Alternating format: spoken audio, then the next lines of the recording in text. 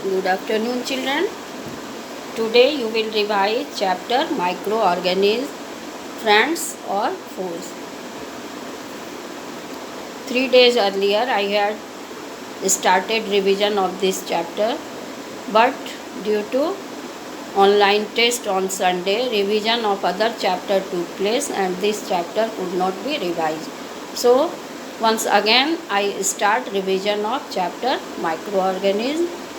All of you know, children, many living organisms are present around you.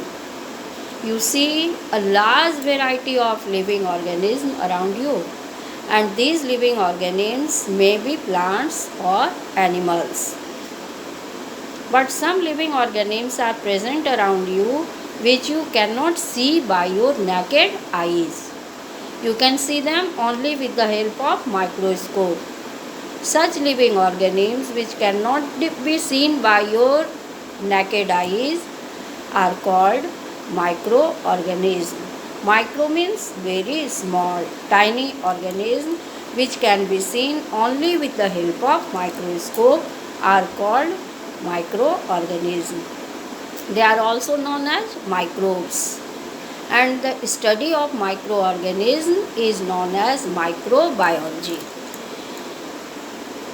These microorganisms may be our friends because they are useful, or they may be our foes, means enemies, because they are harmful also.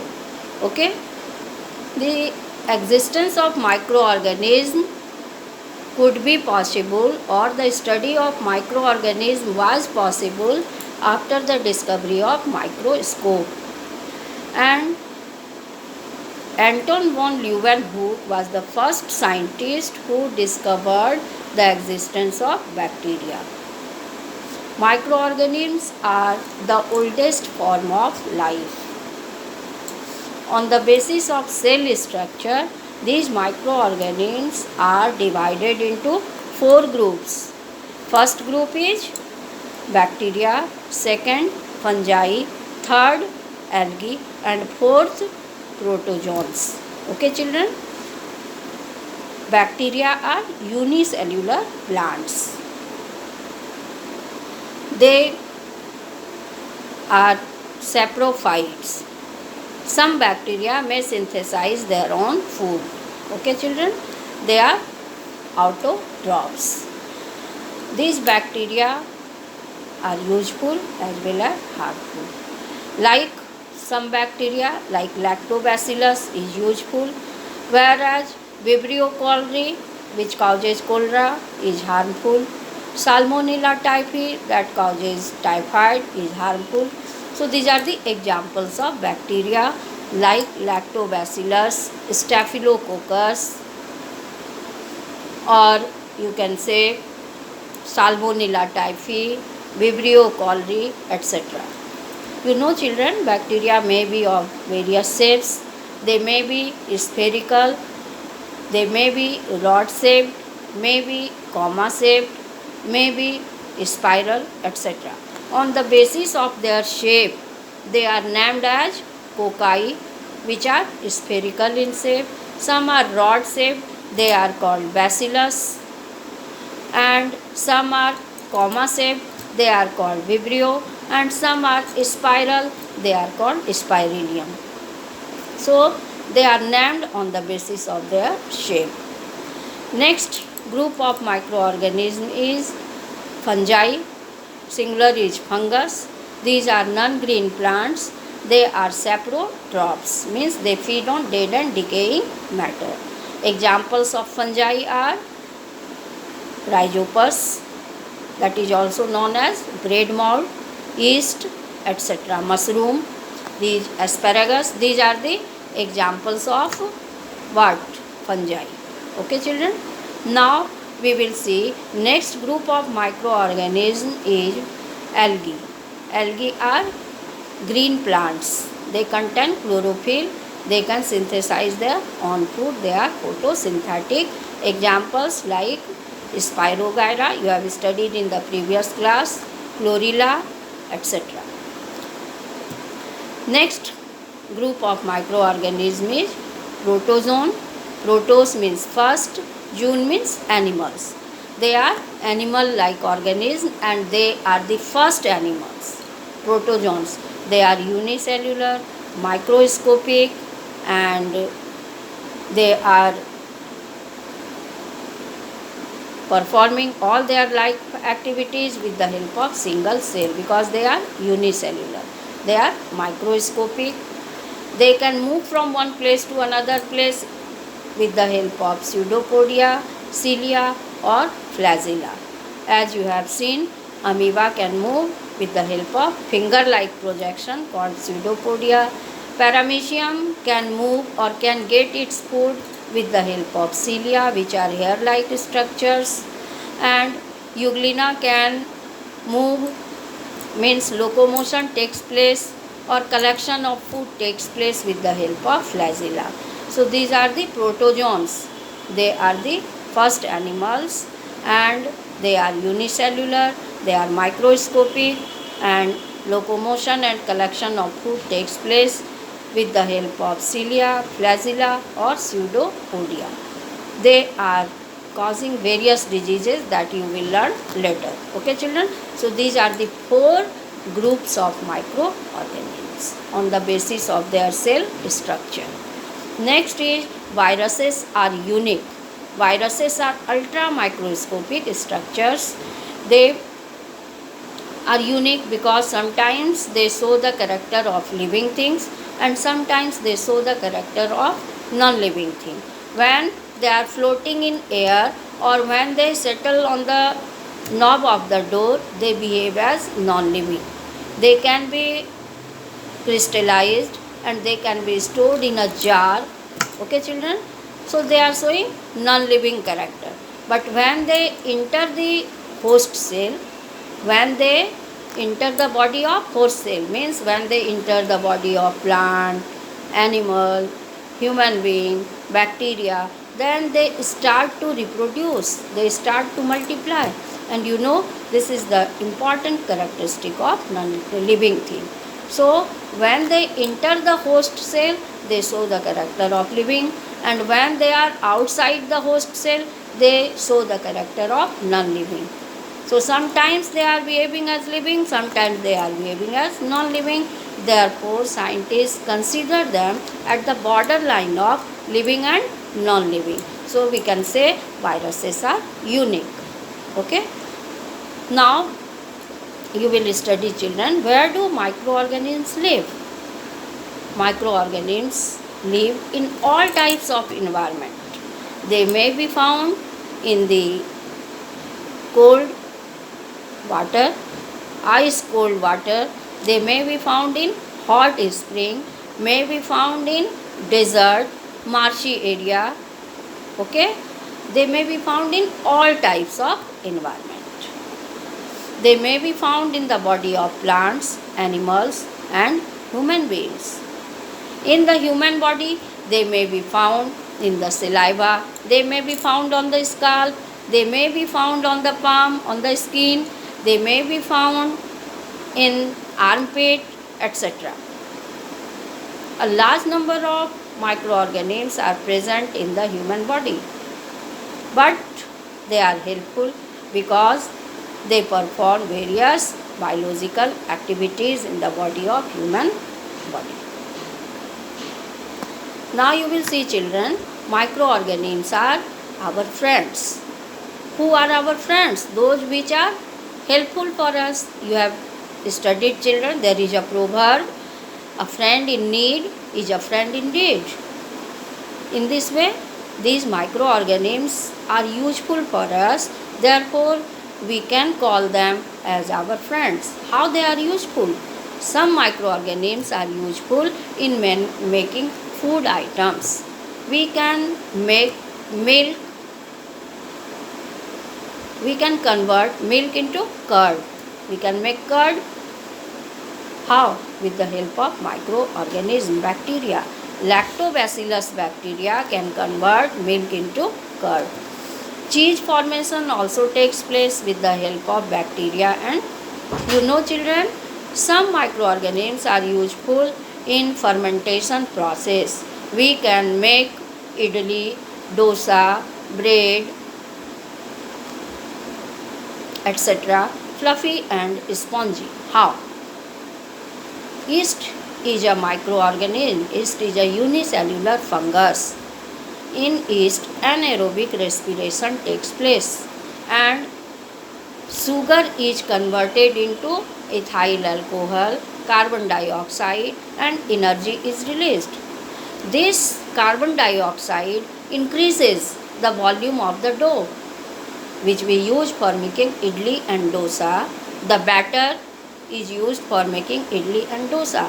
And this carbon dioxide, which is produced due to fermentation, can increase the volume of this dough or batter of idli and dosa and can make it fluffy and spongy. So we can make bread fluffy and spongy. We can make idli and dosa soft, etc. with the help of this process fermentation. And fermentation process takes place with the help of fungus. Which fungus? Yeast, which is a unicellular fungus.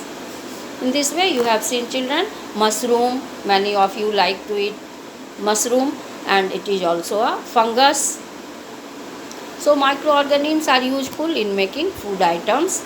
You have seen, children, that during fermentation ethyl alcohol is produced, which is also known as ethanol. And this ethyl alcohol is used for making alcoholic beverage. Once again I am repeating, children, that milk is converted into curd due to which bacteria? Lactobacillus. We can make idli and dosa fluffy and spongy due to fermentation process. We can use this fermentation process for making bread.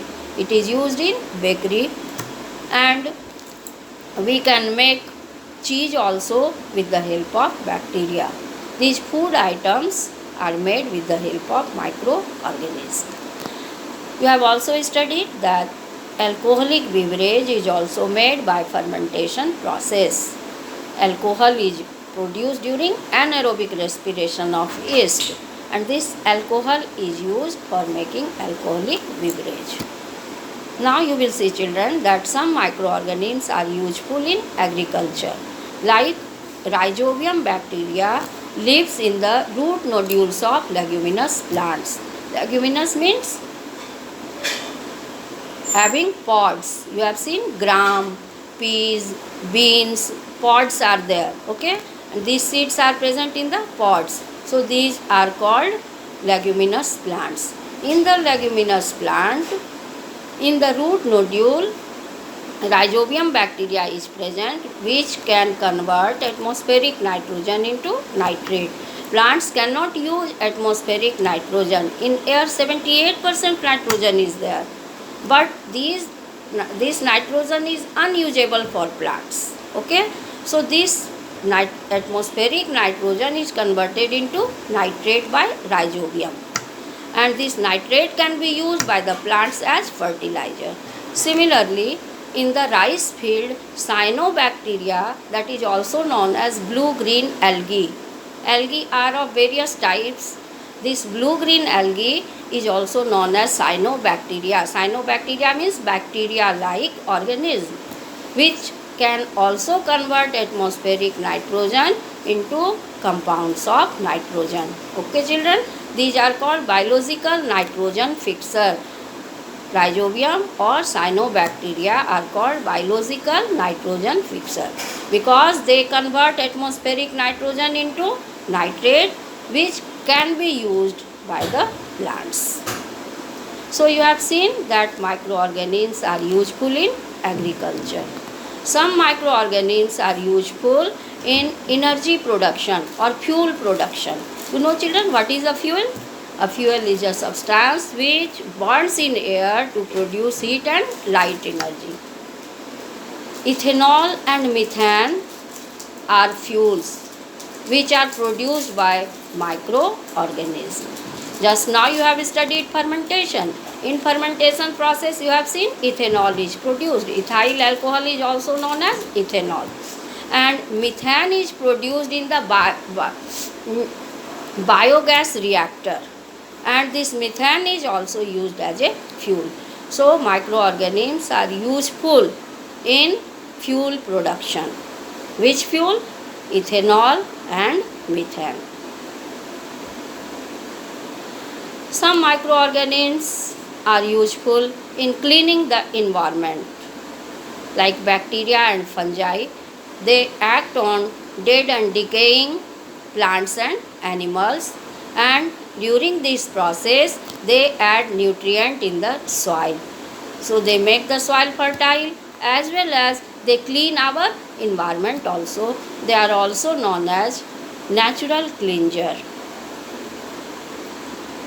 Okay children, so you have seen that these microorganisms are useful in cleaning our environment. Some microorganisms are useful in our health also. In the previous class you have read digestive system of cow. There are various parts of the digestive system of cow in which you have studied. In the cecum, some bacteria are present which help in digestion and absorption of food. Some bacteria are present in our large intestine and they help in bowel movement. So they are useful in digestion of food. Antibiotics are very useful to cure many diseases, and these antibiotics are the chemicals which inhibits the growth of microorganisms by affecting their life process. These antibiotics are given to cure the disease, and antibiotics should be taken only after the advice of the doctor, and the course of the antibiotics should be completed. If you don't complete your course and after some time again you start to take the antibiotics, then it will be ineffective. So antibiotics are also made with the help of microorganisms. Name of antibiotics like streptomycin, erythromycin, tetracycline. These antibiotics are made with the help of bacteria. You know children, penicillin is also antibiotic which is made with the help of fungus. Which fungus? Penicillium notatum. So you have to learn the name of antibiotics which are very important. It may be asked in your exam. Name few antibiotics. You can name erythromycin, tetracycline, penicillin, etc. Now you will see children vaccine. Vaccines are also the suspensions of weakened or killed microorganisms. These vaccines increase our immunity. Okay children? So vaccines are also made with the help of microorganisms. What are vaccines? Vaccines are the suspensions of killed or weakened microorganisms. Why do we use vaccine? To increase the immunity. Okay? So these vaccines are also made with the help of microorganisms. You know children, vitamin B complex is also made with the help of bacteria. In this way, you see microorganisms are useful to maintain our health. They are used in making antibiotics, useful in making vaccine, and they are also useful in making vitamin B complex. They are useful in digestion and absorption of food because some bacteria are present in our large intestine which help in the bowel movement. In this way, you see children, they play very important role in almost all field, in making food item, in energy production, in agriculture, in cleaning our environment, in maintaining our health. So we can say that microorganisms are our friends because they are very useful. I think children, all the topics you have followed properly. Did you understand children? All of you have understood. So next day you will read why microorganisms are called our foes. Okay? Today you have read microorganisms as our friends. Next day you will read microorganisms as our foes. Okay children? Thank you so much children.